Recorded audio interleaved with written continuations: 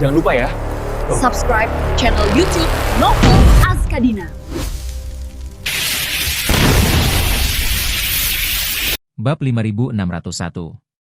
Ketika Charlie kembali ke Thompson, Jacob sedang berdebat dengan Elaine. Begitu dia memasuki pintu dengan silinder yang menyimpan potret Meng Changsheng. Dia mendengar Jacob mengeluh, "Kamu bilang kamu tidak melakukan apapun setiap hari. Kamu bahkan tidak memasak sarapan, jangan memasak jika kamu tidak memasak. Tapi kamu pesan terlalu banyak. Tidak apa-apa pesan satu porsi, kalau sudah kenyang setelah pesan, kamu bahkan tidak memberiku sisa makanan. Aku masih terburu-buru untuk pergi ke perkumpulan, kau tidak boleh membiarkanku kelaparan." Elaine berkata dengan percaya diri dan lengkap, "Tidakkah kamu mendengarnya? Lakukan sendiri, punya cukup makanan dan pakaian, kenapa kamu tidak bangun pagi dan memasak untukku? Ide bagus sekali memintaku memasak untukmu. Lagi pula, tidak ada biaya yang harus dikeluarkan untuk memesan makanan. Jika kamu memberiku uang saku 180.000 sebulan, aku jelas akan menyediakan 3 kali makan sehari untukmu." Jacob berkata dengan marah, "Kamu benar-benar merindukan uang itu." Setelah selesai berbicara, dia keluar. Tepat saat dia meninggalkan ruang tamu, dia melihat Charlie masuk.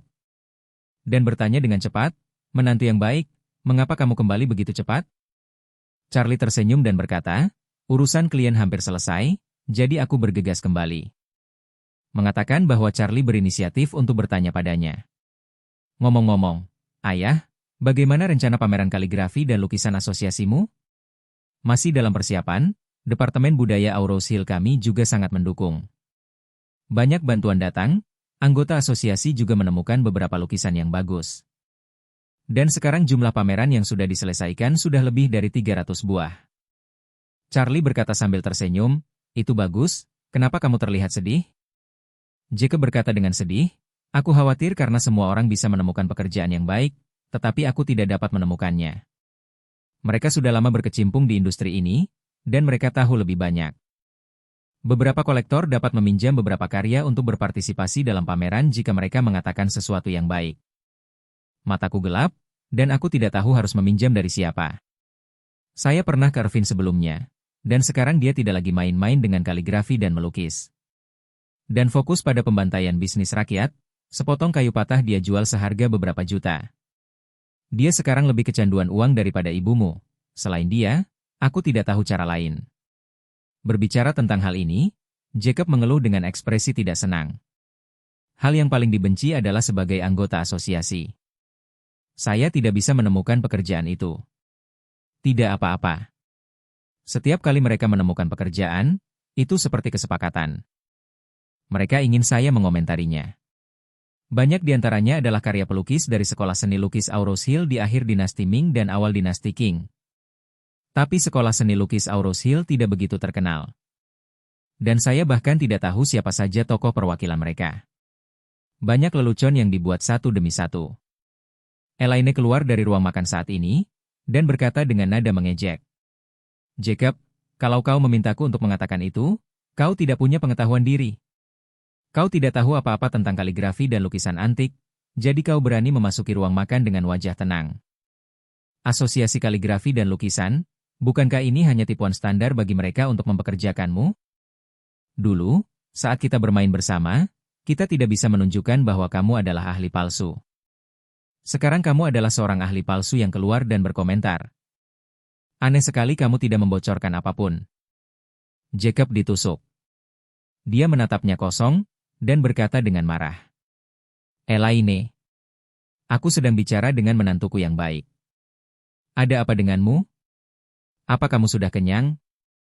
Elaine mengerutkan bibirnya, "Ya, aku kenyang." "Ada apa? Apa kau punya pendapat?" Jacob melambaikan tangannya dengan tidak sabar, "Terlalu membosankan untuk tinggal, aku tidak mau repot-repot berbicara denganmu." Elaine mencibir dengan nada menghina, "Bukankah kamu malas? Itu tidak penting bagiku. Tapi posisi Anda sebagai wakil presiden eksekutif mungkin tidak lama. Mengapa orang-orang meminta komentar dari Anda? Pasti karena semua orang tahu kalau kamu adalah ahli palsu.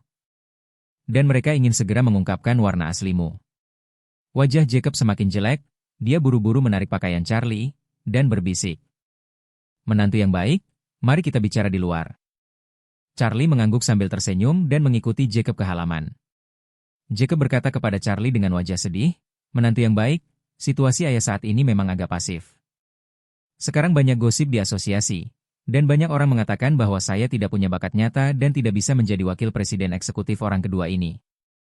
Semua itu didukung oleh ketua PI, yang mengatakan bahwa saya orang yang terkait. Sekarang bahkan beliau juga sangat pasif." Saat dia mengatakan itu, Jacob merendahkan suaranya dan melanjutkan, "Presiden PI memintaku makan kemarin. Dan memerintahkan saya beberapa kata dengan cara yang samar, yang berarti terlalu banyak orang yang meminta nasihatnya baru-baru ini. Dan semua orang ingin memakzulkan saya. Jika saya tidak bisa menemukan apapun, akan sangat sulit untuk meyakinkan semua orang." Charlie mengangguk dan berkata sambil tersenyum, "Ayah, ini mudah ditangani. Ada banyak lukisan, dan kebetulan Asosiasi Seni Lukis dan Kaligrafi Anda akan mengadakan pameran seni lukis dan kaligrafi. Jadi aku bertanya pada seseorang apakah dia bisa meminjamkanmu beberapa lukisan." Mendengar ini, Jacob bertanya dengan penuh semangat, "Menantu yang baik, apa yang dikatakan klienmu? Apakah dia mau meminjamkan kita?" Charlie berkata, "Klien saya memiliki status khusus, dan banyak koleksinya tidak nyaman untuk dipamerkan. Tapi dia masih sangat tertarik. Tahu kalau ayah mertuaku akan mengadakan pameran seni. Dia secara khusus mengeluarkan sebuah lukisan dan meminta saya untuk menyumbangkannya ke pameran lukisan dan kaligrafi ini." Setelah berbicara, Charlie menyerahkan tabung lukisan di tangannya kepada Jacob. Jacob bertanya dengan heran, "Mau menyumbangkan lukisan untuk pameran kaligrafi dan lukisan? Lukisan apa itu?" Charlie berkata dengan santai, "Aku tidak tahu, lukisan ini cukup misterius. Tidak ada tanda tangan penulis, tidak ada stempel, hanya ada satu paragraf yang tertera di sana. Bukalah dan lihatlah." Jacob sangat gembira, lalu segera mengambil gulungan itu dan mengeluarkan potret Meng Changsheng dari dalamnya. Terlepas dari masuk ruangan untuk melihat-lihat, Jacob langsung membuka gulungan lukisan itu, memegangnya di tangannya, dan berkata dengan takjub, "Luar biasa. Lukisan ini benar-benar bagus." Bab 5602. Charlie mengangkat alisnya dan bertanya dengan rasa ingin tahu. "Ayah, bagaimana menurutmu? Ngomong-ngomong soal lukisan ini, apa bagusnya?" Jacob mendecakkan bibirnya dan berkata, "Jika kau ingin aku mengatakannya, aku benar-benar tidak bisa mengatakannya dengan pasti.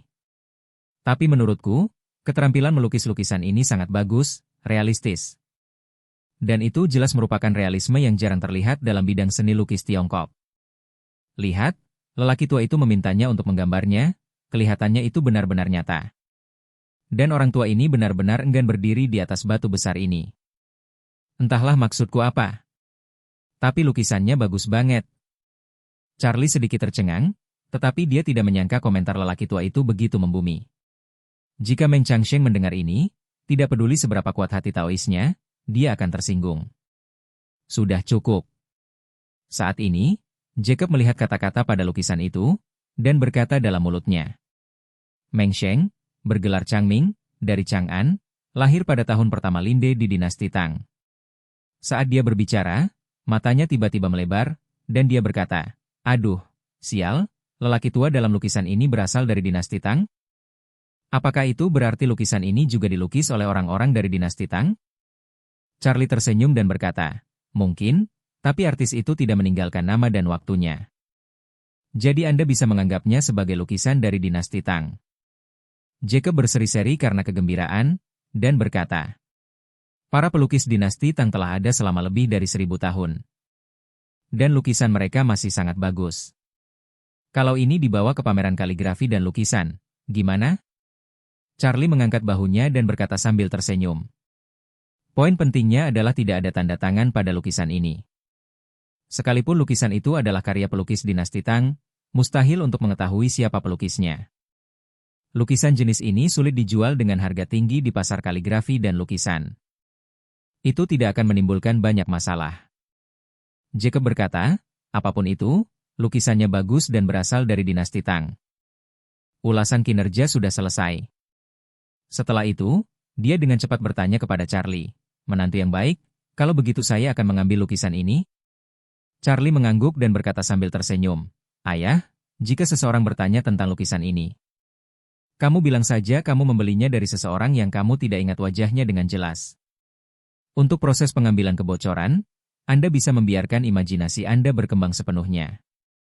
Sombonglah dan bicaralah sesuka hatimu, asalkan tidak menyimpang dari inti pokok bahasan. Tidak ada salahnya menyombongkan diri. Jacob bertanya dengan heran, menantu yang baik, aku hanya akan mengatakan bahwa itu diberikan oleh temanku. Atau itu koleksi saya sendiri. Bukankah itu lebih baik untuk menyelamatkan muka? Charlie berkata dengan serius, Ayah, yang lain tidak tahu lukisan ini. Klienku mengenalinya. Jika orang-orang tahu bahwa Anda membanggakan lukisan mereka, mereka mungkin akan menyalahkan saya. Jika Anda melakukan apa yang saya katakan, mereka akan tahu bahwa kami melindungi privasi mereka. Tidak perlu menempelkan stiker di wajah mereka. Mereka akan merasa lebih nyaman. Jacob merasa sedikit kesal, lalu mendesah, baiklah, kalau begitu aku akan melakukan apa yang kau katakan. Charlie tersenyum sedikit, meletakkan tangannya di lengannya, dan berkata dengan serius. Ayah, jangan lupa bahwa mulai sekarang, Ayah membeli lukisan ini secara tidak sengaja. Dan itu di gerbang Thomson. Ada seseorang yang tidak bisa kau ingat dengan jelas. Seseorang yang tampan menghentikan Anda dan bersikeras menjualnya kepada Anda dengan harga 100 yuan. Setelah itu, jejak aura memasuki pikiran Jacob, diam-diam memberikan petunjuk psikologis padanya.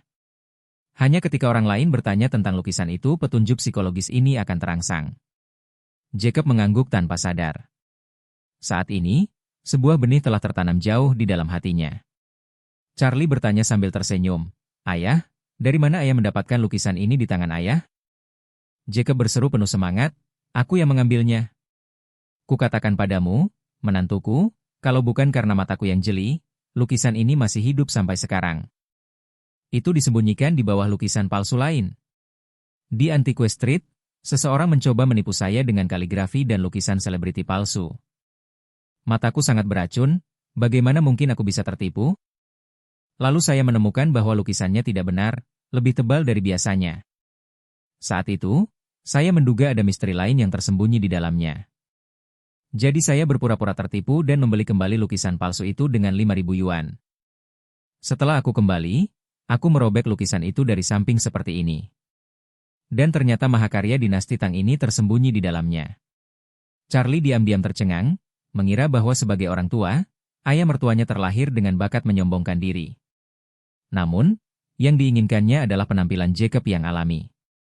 Dia yakin Victoria tidak akan berani memeriksa latar belakang lukisan ini. Namun dia tidak berani mengesampingkan kemungkinan bahwa dia, sang ayah mertua, sedang berbicara omong kosong di luar dan kemudian menyampaikannya kepada Victoria. Jadi dia memberi Jacob petunjuk psikologis khusus ini untuk berhati-hati. Melihat ayah mertuanya telah sepenuhnya terlibat dalam drama, Charlie mengangguk puas. Tampaknya ayah mertua tidak hanya mengingat petunjuk psikologisnya, namun juga teringat akan instruksinya agar dia boleh membanggakan diri dengan santai. Dia tahu bahwa saat ini, jauh di dalam hati Jacob, dia sangat yakin bahwa lukisan ini diambil oleh dirinya sendiri. Tapi dia tidak ingin orang-orang merasa bahwa dia sepenuhnya beruntung. Jadi dia harus mengarang cerita legendaris untuk meningkatkan konten teknisnya dan membuatnya tampak bagus. Oleh karena itu, Charlie sengaja bertanya dengan ragu-ragu. Ayah, apa tidak terlalu membanggakan? Ayo kita kurangi sedikit. Katakan pada hati nuranimu, bagaimana lukisan ini tercipta? Jacob tersenyum dan berkata, menantu laki-lakiku yang baik mengenalku dengan baik, dan sekilas dia bisa tahu kalau aku sedang membual. Seperti yang dikatakannya, Jacob berkata secara misterius, aku tidak akan menyembunyikannya darimu, aku memang membeli lukisan ini karena kesalahan.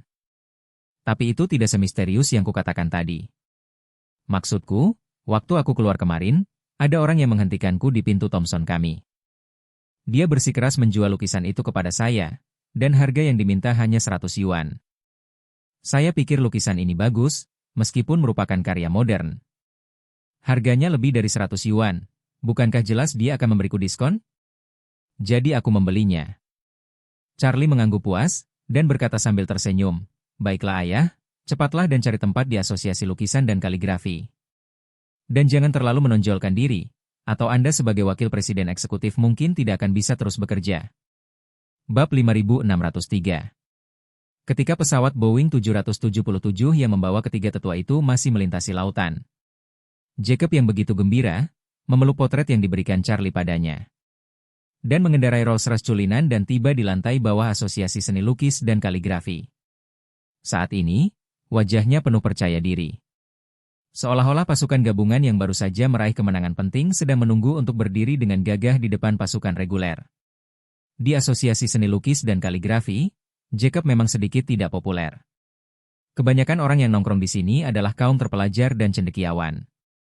Meskipun beberapa orang tidak memiliki bakat dan pembelajaran nyata. Dan mereka benar-benar artistik, mereka tahu apa itu pengikut. Dia tidak punya level profesional. Jadi dia datang ke sini untuk bertindak sebagai orang yang meremehkan dan memberi para profesional lebih banyak masalah karena dia berpura-pura agresif. Sebagai orang kedua, tidak masalah jika berpura-pura agresif sepanjang hari. Ini bukan seni, tetapi mendefinisikan ulang keanggunan. Yang pertama adalah tanah kehidupan yang tak tergantikan bagi kaum terpelajar dan cendekiawan. Sedangkan yang terakhir adalah musuh lama kaum terpelajar dan cendekiawan. Jacob adalah musuh lama yang mendefinisikan ulang ini. Padahal dia tidak tahu apa-apa tentang kaligrafi dan lukisan antik. Ketika dia melihat orang lain bermain, dia akan mengikutinya. Tetapi permainannya dangkal dan dia hampir tidak memiliki keterampilan nyata. Orang seperti itu kurang lebih tidak memenuhi syarat untuk menjadi foil di Asosiasi Seni Lukis dan Kaligrafi. Namun dia diizinkan untuk naik ke posisi wakil presiden eksekutif selangkah demi selangkah. Yang tentu saja membuat banyak orang iri dan tidak senang, sehingga setiap orang mempunyai pendapat tentangnya. Presiden PI juga tahu bahwa Jacob adalah ahli palsu paralel yang besar. Namun dia tidak berani menyinggung Jacob. Bagaimanapun, Jacob sangat dihormati di depan Orvel. Presiden PI tahu dia tidak bisa menyinggung perasaannya, dan juga ingin memenangkan hati Jacob. Maka barulah ia mengatasi semua pendapat dan membantunya menjadi wakil presiden eksekutif. Namun, orang lain tidak seperti Presiden PI, yang menginginkan koneksi Jacob. Jadi, hanya karena Presiden PI bisa melahirkan Jacob, tidak berarti orang lain juga bisa melahirkan dia. Ketika Jacob memarkir mobilnya dan datang ke gerbang Asosiasi Lukisan dan Kaligrafi dengan lukisan di tangannya. Dia mendengar seseorang di dalam berkata, "Hei, eksekutif Wilson itu belum menemukan barang bukti yang bisa ditampilkan, kan?" Seseorang mencibir, Dia sama sekali tidak tahu kaligrafi dan melukis. Di mana dia bisa mendapatkan barang-barang bagus untuk berpartisipasi dalam pameran? Jika kamu ingin membawanya kepadanya untuk dicicipi, apa yang akan dia katakan kepadamu? Dia akan mengatakan bahwa lukisan ini tidak seperti gunung, juga tidak seperti air. Karya itu tidak terlihat seperti karya yang terkenal, dan saya bahkan tidak mau repot-repot berbicara dengannya. Dia tersenyum dan berkata, "Wakil presiden kita, Wilson, hanyalah camilan sampah biasa. Bukankah dia sering bercanda di sini? Sepertinya aku tidak bisa menyelesaikannya dalam sehari. Kalau Presiden PI tidak menghalangi, aku akan menghadapinya." Tegur dia. Jika dia tidak bisa menghasilkan sesuatu yang layak di pameran ini, saya akan melapor dengan nama asli saya dan meminta wakil presiden eksekutif diganti. Ya? Yang lain juga menggema, berharap mereka bisa bergandengan tangan untuk memberikan lebih banyak tekanan. Wajah Jacob pucat pasi ketika dia mendengarnya di pintu. Dia masuk dengan marah sambil memegang tabung lukisan, dan berkata dengan wajah tidak senang. "Kalian semua seperti wanita tua yang tidak bisa berhenti mengunyah lidahnya." Tidak menanggapinya dengan serius, salah satu dari mereka melengkungkan bibirnya dan berkata dengan sinis, "Oh, Wakil Presiden Wilson, pameran lukisan dan kaligrafi kita akan segera dimulai. Dan kamu, Wakil Presiden Eksekutif, bahkan tidak bisa menunjukkan kinerja yang baik. Percaya atau tidak?" "Ya."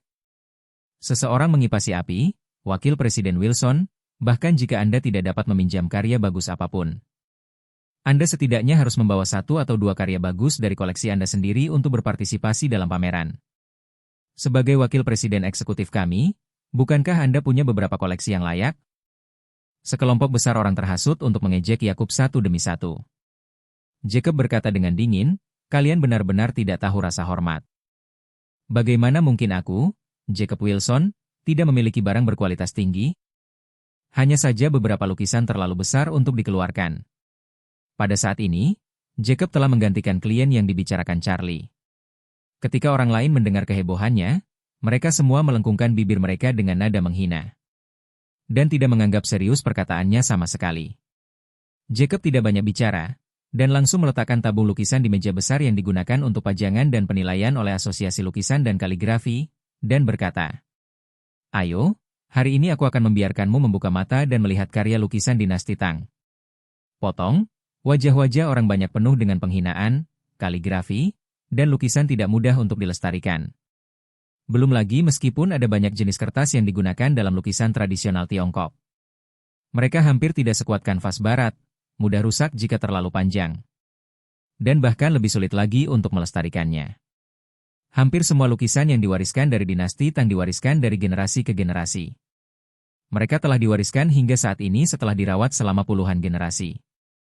Sebuah karya dari dinasti Tang ditemukan, dan tentu saja, tak seorang pun di tempat kejadian mempercayainya.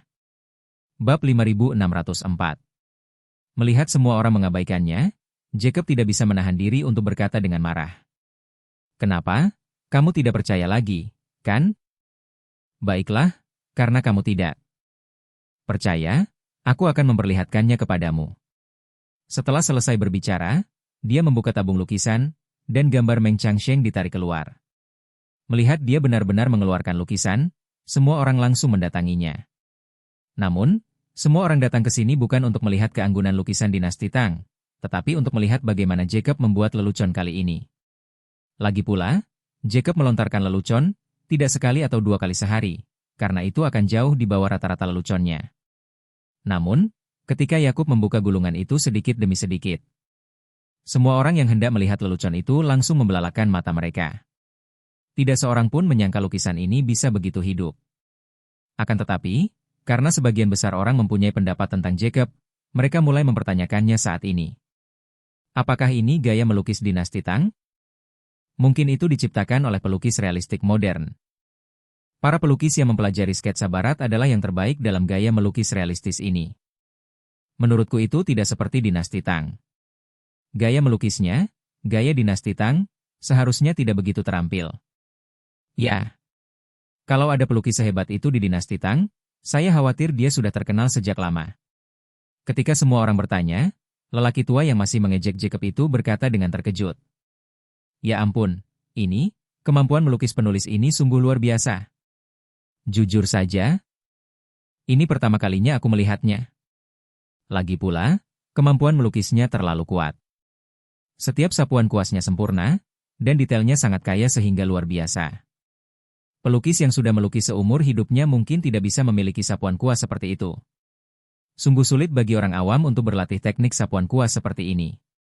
Bagaimanapun juga, leluhur keluarga Jiang hidup hingga usia 113 tahun. Yang hampir tidak pernah terdengar di antara orang-orang kuno, dan leluhur keluarga Jiang tidak tahu cara berlatih. Jadi, ia menghabiskan sebagian besar waktunya berlatih melukis. Kebanyakan pelukis tak mampu mengimbangi pujian. Terlebih lagi, leluhur keluarga Jiang telah menunggu Meng Changsheng kembali selama sisa hidupnya. Selama beberapa dekade, dia melukis potret Meng Changsheng satu demi satu. Dan dia begitu terampil sehingga tidak ada seorang pun yang dapat menandinginya. Puas, ribuan goresan, tanpa cacat atau kekurangan apapun, benar-benar sempurna. Orang lain maju ke depan, mengamati dengan cermat detail potret tersebut dengan kaca pembesar. Dan berkata dengan gembira, lukisan ini benar-benar lukisan sutra dari dinasti Tang. Teksturnya seperti benda tua pada pandangan pertama, dan itu jelas bukan palsu. Lagi pula, apa yang kamu katakan benar. Kemampuan menggambarmu begitu hebat, aku belum pernah melihatnya seumur hidupku. Orang pertama adalah salah satu tokoh terkuat di Asosiasi Seni Lukis dan Kaligrafi Aurous Hill. Dan dia juga merupakan tokoh yang cukup bergengsi di Ikatan Seni Lukis dan Kaligrafi Indonesia saat ini. Di antara para anggotanya, selalu ada panggilan baginya untuk menjadi wakil presiden eksekutif Asosiasi Seni Lukis dan Kaligrafi. Jadi dia juga merupakan pesaing terbesar Jacob di mata. Bahkan sang maestro tua mengatakan bahwa lukisan ini memang berasal dari dinasti Tang, dan semua orang menjadi gembira. Semua orang melihat lukisan ini untuk waktu yang lama, dan semakin mereka melihatnya, semakin mereka terkejut, dan semakin bersemangat mereka. Sebab di mata mereka, keterampilan melukis lukisan ini telah melampaui semua pelukis dalam sejarah dinasti Tang. Konsepsi artistiknya juga sungguh menakjubkan. Sang maestro bertanya kepada Jacob dengan penuh semangat, "Dari mana kamu mendapatkan lukisan ini?" Jacob menunjuk dagunya ke arahnya, dan berkata dengan nada menghina, "Aku hanya bilang kalau lukisan ini diambil olehku. Dijemput oleh orang idiot sepertimu?" Jacob mengerucutkan bibirnya dan berkata, "Aku tahu kamu memandang rendahku dan selalu merasa bahwa aku tidak memiliki bakat nyata dan pembelajaran praktis tanpa kamu. Tapi Anda harus tahu bahwa dalam hidup ini, terkadang Anda tidak hanya melihat bakat nyata dan pembelajaran praktis, tetapi juga keberuntungan yang sangat penting." Jacob berkata lagi, "Lukisan ini awalnya tersembunyi di dalam lukisan yang sangat tidak mencolok. Akulah, Jacob, yang memiliki mata yang jeli, dan melihat ada lukisan lain yang menempel di bagian bawah lukisan itu. Jadi saya membeli lukisan ini, kembali, dan merobeknya. Dan ternyata ada lukisan dinasti Tang yang mengejutkan tersembunyi di baliknya. Aku tidak mengacaukannya. Orang-orang dalam lukisan ini tampak jelas di atas kertas. Yang mana yang pernah kamu lihat? Mungkinkah lukisan dinasti Tang memiliki daya tarik seperti itu?" Salah satu dari mereka berseru, "Jacob, kamu benar-benar mengambil lukisan ini?"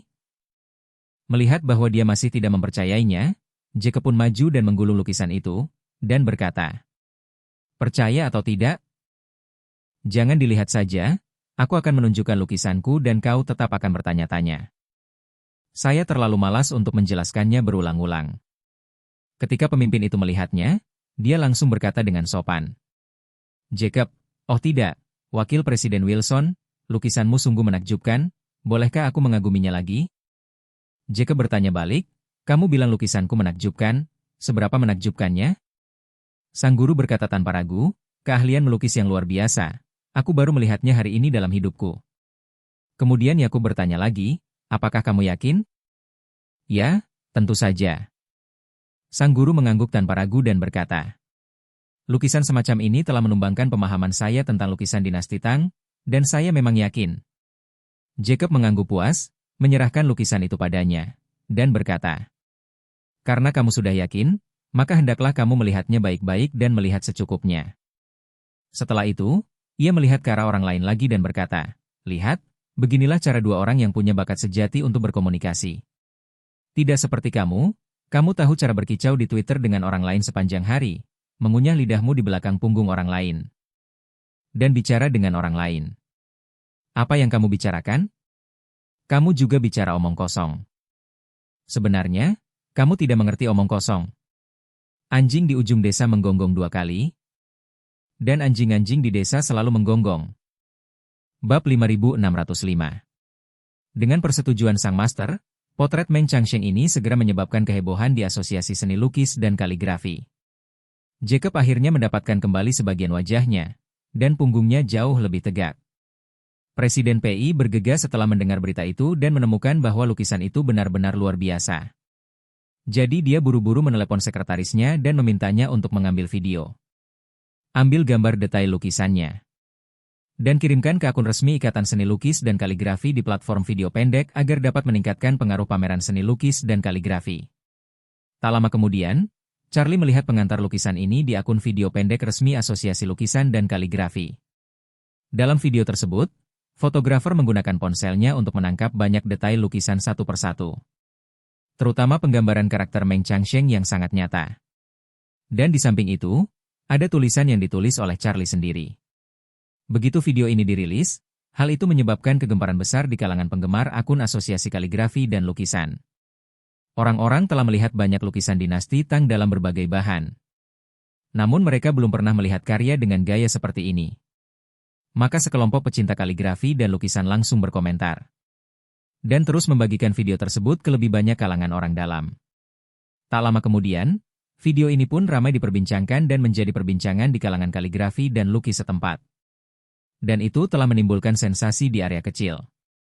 Charlie segera meminta orang yang bertanggung jawab atas platform video pendek untuk melakukan beberapa penyesuaian pada algoritma internal, untuk memberikan lebih banyak lalu lintas pada video ini, dan untuk mendorong video ini ke banyak pengguna lokal Aurose Hill. Untuk membantu video ini memutus lingkaran tersebut. Perilaku memutus lingkaran seperti ini sangat umum dalam logika algoritmik video pendek. Ini dikembangkan untuk secara membabi buta mendorong apa yang diminati pengguna sesuai dengan preferensi pengguna. Dan akan ada hasil yang baik dalam waktu yang singkat. Namun seiring berjalannya waktu, pengguna selalu melakukan pengurangan. Misalnya, ada 10.000 tag konten yang berbeda di pustaka konten. Pengguna menggunakan perilaku mereka sendiri untuk menghilangkannya secara bertahap. Pada akhirnya, mungkin hanya ada selusin atau bahkan beberapa tag yang menarik. Informasi yang sesuai dengan tag lainnya dibentuk oleh algoritma sebagai dinding, menjadikan pengguna makin sulit menerima informasi tentang hal-hal baru. Oleh karena itu, setelah platform video pendek secara bertahap menyesuaikan algoritmanya, ini tidak akan secara membabi buta melayani preferensi pengguna. Dan kadang-kadang menemukan beberapa konten populer di tag lain untuk mencoba mendorong ke pengguna yang tidak memiliki tag ini. Setelah pengguna menerima label baru, hal itu akan berdampak baik pada peningkatan viskositas dan retensi pengguna. Dan beberapa video dengan data konversi yang sangat baik akan sering menjadi senjata tajam untuk memutus lingkaran tersebut. Dan mereka akan menjadi populer secara tiba-tiba. Profesi hukum sendiri merupakan profesi yang sangat tidak populer. Dan kebanyakan orang biasa tidak memperhatikannya. Tapi karena Zhang San, seorang penjahat gila, tampil di jaringan Cina, banyak orang yang tidak banyak berurusan dengan hukum juga jatuh cinta pada penjahat itu. Memberikan dorongan pada video-video terkait orang gila, ini adalah contoh khas dalam memutus lingkaran setan.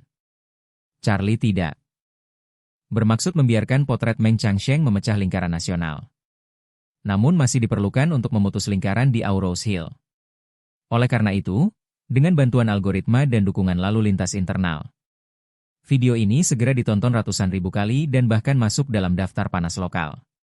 Ketika Charlie mulai mengukur video ini, ia memperhatikan informasi pesawat yang berangkat dari Argentina dan menuju belahan bumi utara pada perangkat lunak penerbangan. Dia menduga bahwa Den pasti tidak akan mengizinkan ketiga tetua itu naik pesawat sipil. Jadi dia mengabaikan semua penerbangan biasa dan hanya fokus pada jet pribadi dan pesawat kargo. Oleh karena itu, ia pertama-tama memperhatikan semua jet pribadi dan pesawat kargo yang terbang ke belahan bumi utara. Dan memperhatikan rute mereka. Setelah video ini menjadi populer, sebuah pesawat tertentu berbalik dan terbang kembali ke Argentina melintasi lautan. Kalau begitu, alam ini pastilah alam milik ketiga tetua itu. Saat ini, di tepi Antartika, Victoria juga memperhatikan setiap gerakan Aurous Hill. Sebuah pesawat kargo yang dikirim oleh kantor gubernur militer Cina pagi ini baru saja terbang di atas Aurous Hill 1 jam yang lalu. Tujuan pesawat itu adalah Luzhou dekat Aurous Hill. Saat melewati Aurous Hill, pesawat diturunkan sesuai dengan persyaratan kontrol lalu lintas udara. Tingginya juga cukup untuk menangkap topografi kota dengan jelas. Foto-foto yang diambil di pesawat segera dikirim kembali ke markas Warriors Den. Dan Victoria segera menemukan area kosong melingkar dengan radius beberapa ratus meter di lembah dekat Wanliu Villa. Dia dapat segera memastikan bahwa Jermo telah meledakkan formasi yang ditinggalkannya di Istana Niwan. Jermo telah musnah, dan peluang Jeremiah untuk bertahan hidup sangat tipis. Victoria mulai khawatir dalam hatinya, khawatir orang yang memaksa Jermo meledak belum mati. Dan mungkin bahkan lebih kuat dari dirinya sendiri. Tentu saja, Victoria juga tahu bahwa dia tidak dapat mengetahui apakah orang itu sudah mati atau belum. Cara terbaik adalah mencari tahu tentang keluargaan dan mengambil tindakan terhadap keluargaan setelah ketiga tetua tiba di Aurous Hill.